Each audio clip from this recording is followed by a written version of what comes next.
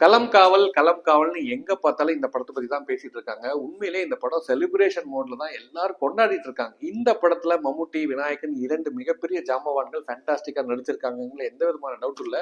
மிக முக்கியமா ஜிதின் அவர்களுடைய அந்த ஸ்கிரீன் பிளே, இந்த ஸ்கிரீன் பிளேவை அவர் என்ன நினைச்சாரோ அதை அப்படியே விஷுவலா கொண்டு வந்து ஒரு பெரிய ட்ரீட்டா கொடுத்துருக்கிறதுக்கு ஸ்பெஷல் பாராட்டுகள். ஜித்தினுடைய இதுக்கு முன்னாடி படம் 2021 குரூப் அப்படிங்கிற இந்த படத்தை நிறைய பேர் மிஸ் பண்ணிருப்பீங்க. சில பேர் பார்த்துட்டு அது ஏகோபித்த ஆதரவெல்லாம் கொடுத்துருந்தீங்க. மிஸ் பண்ணவங்க மறக்காம இயக்குனர் ஜித்தினுடைய அந்த குரூப்புங்கிற படத்தையும் டெஃபினட்டா பாத்துருங்க.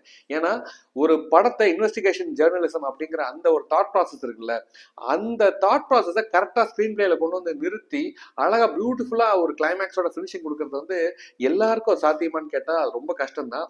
இந்த இடத்துல ஜித்தினுக்கு ஒரு ஸ்பெஷல் பாராட்டுகள். 2 மிகப்பெரிய ஹிட் கொடுத்தாச்சு, 3வதும் ஹிட்டா தான் கொடுப்பாரு, ஒரு ஹேட்ரிக் ஹிட்டா இருக்கும்னு எல்லாரும் நம்புறோம். மம்முக்கா அவரை வந்து நம்ம ஸ்பெஷலா ஒரு இடத்துல நம்ம சொல்லி ஆகணும். ஏன்னா இந்த காஸ்டிங்கை பத்தி பேசும்போது எனக்கு ஹீரோ கேரக்டர் வேண்டாம், வில்லன் தான் வேணும்னு தெளிவா ஒரு புரிதலோட இந்த கேரக்டரை ஜஸ்டிஸ் பண்ணார் இல்லையா, அதுக்கு அவருக்கு ஸ்பெஷல் பாராட்டுக்கள். இதுக்கு முன்னாடி ஜோதிகா மேமோட அவர் நடிச்ச அந்த காதல்ங்கிற படம் ஒரு மிகப்பெரிய ஸ்டார், அதுவும் மெகா ஸ்டார் மம்முட்டி அப்படிங்கிற அந்த டேக் லைன் இதெல்லாம் தாண்டி அந்த காதல் படத்துல அந்த கதாபாத்திரத்துடைய பெயின் என்ன அப்படிங்கிறத புரிய வச்ச மம்முட்டிக்கு மிகப்பெரிய ஸ்பெஷல் பாராட்டுக்கள்.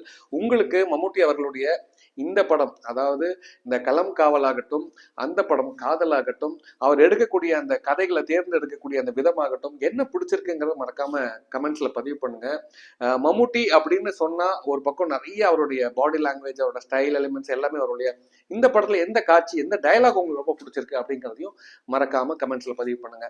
ஸோ இன்னும் நிறைய நிறைய தகவல்களுடன் மீண்டும் சந்திக்கிறேன். இப்போதைக்கு களம் காவலை நம்ம சந்தோஷமான மூட்ல கொண்டாடுறோம். பாய் பாய்.